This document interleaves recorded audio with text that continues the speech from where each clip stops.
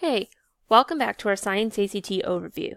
Today we're going to look at the third and final type of passage from the Science ACT, the conflicting viewpoints passage. In our conflicting viewpoints passages, two or more scientists will disagree about a particular topic in science. Both scientists will cite evidence to support their hypotheses or theories. Most of the questions revolve around you selecting evidence from one particular passage or selecting evidence to compare and contrast between the two passages. Now, this passage will look a little bit different in terms of what steps we're going to take in order to answer the question. So, it'll come down to 4 steps.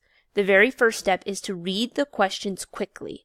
When you're doing that, you want to look for key words, words that will help you find important information in the passage.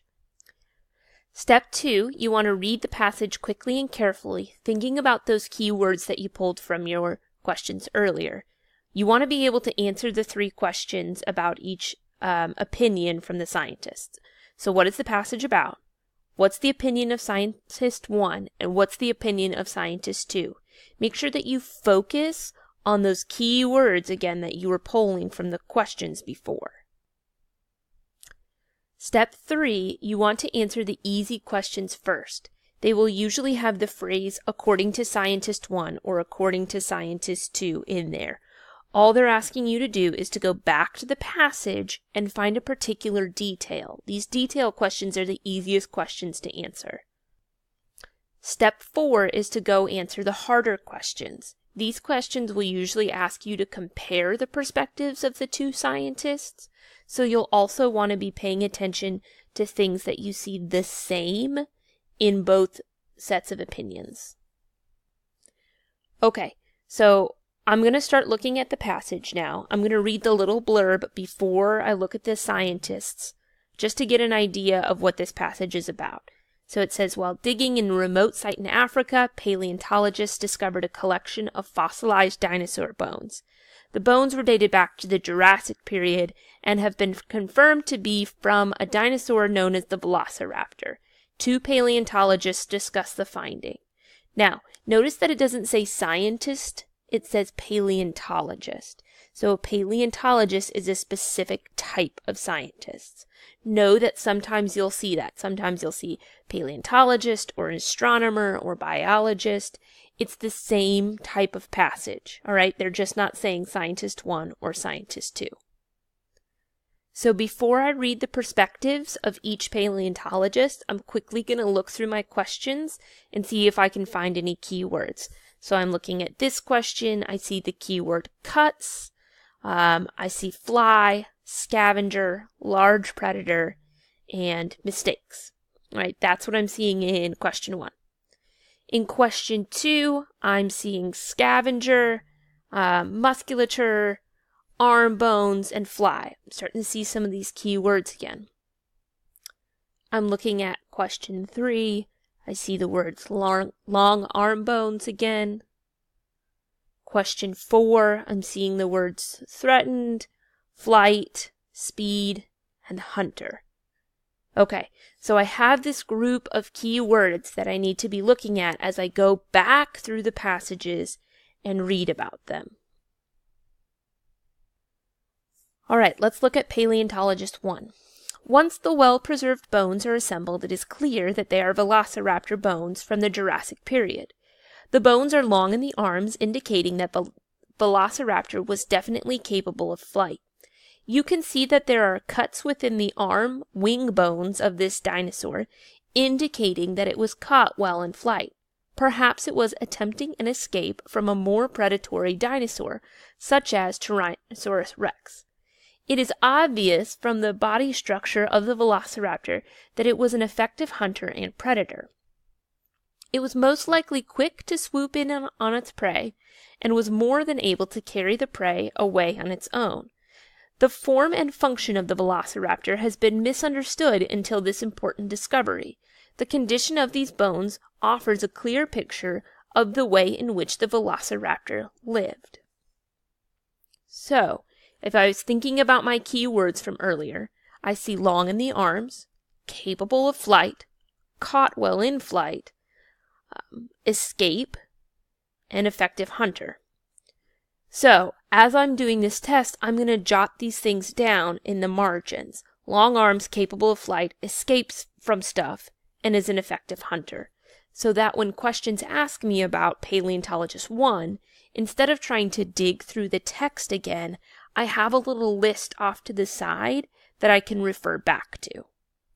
All right, let's look at Paleontologist 2. Indeed, the velociraptor bones are in excellent condition. The long arm bones are indicative of the dinosaur's ability to scavenge prey and fend off larger predators. The cuts within the arm bones show that the velociraptor often stole its meals. The marks resemble defense wounds, perhaps from forcing other would-be scavengers away from the free meal.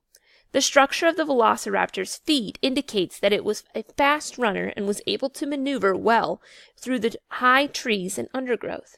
This would certainly have allowed the velociraptor to quickly escape predators and possibly arrive at a kill site before other larger dinosaurs, such as Tyrannosaurus rex, descended upon the leftovers.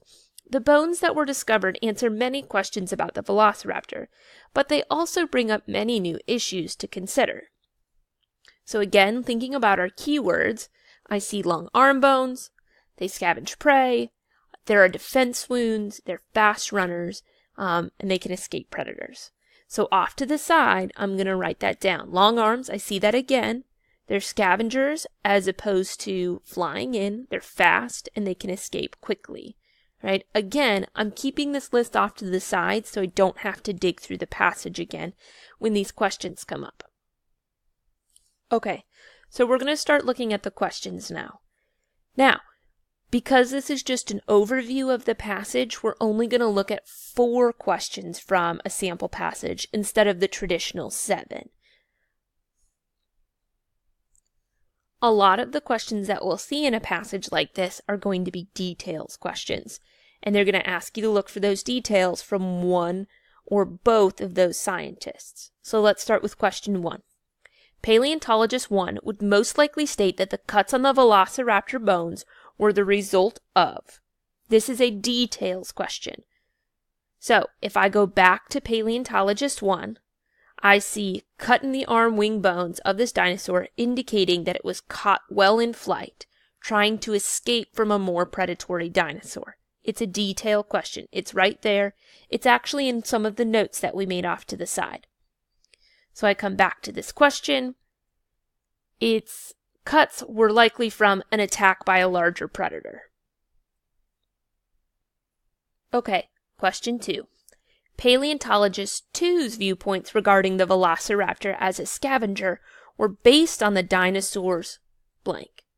I go back to my question, a detail question, so I'll go back to my passage.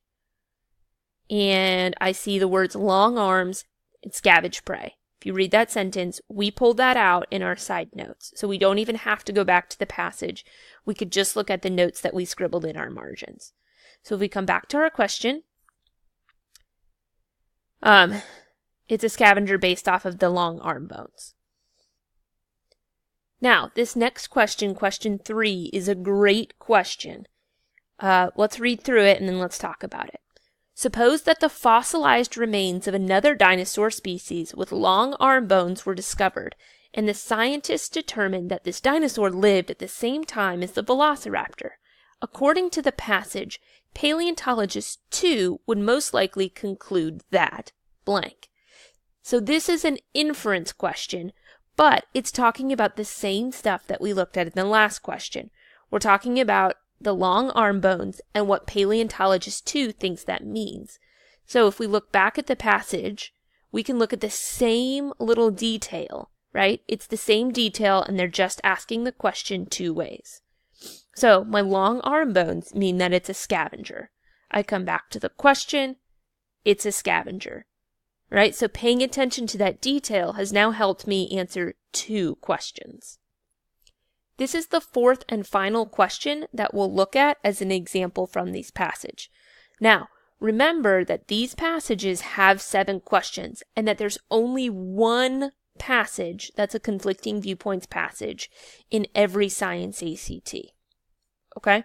So, Assuming all are true, both paleontologists would most likely agree with which of the following facts concerning the velociraptor, right? So when I read this question and I see the word agree, I should be looking for something that's similar in both passages.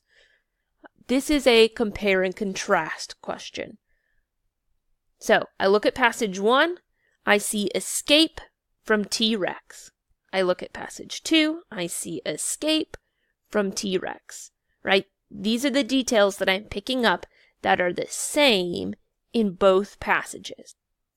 So now I can come back to my question, and my answer choice A is the correct answer, that they were threatened by larger dinosaurs such as T-Rex. As we go forward from here and we actually work through some passages, pay attention to the types of questions that you're the best at and the types of passages that you're the best at. For a lot of people, the conflicting viewpoints is their best passage. For others, their conflicting viewpoints passage is their worst passage.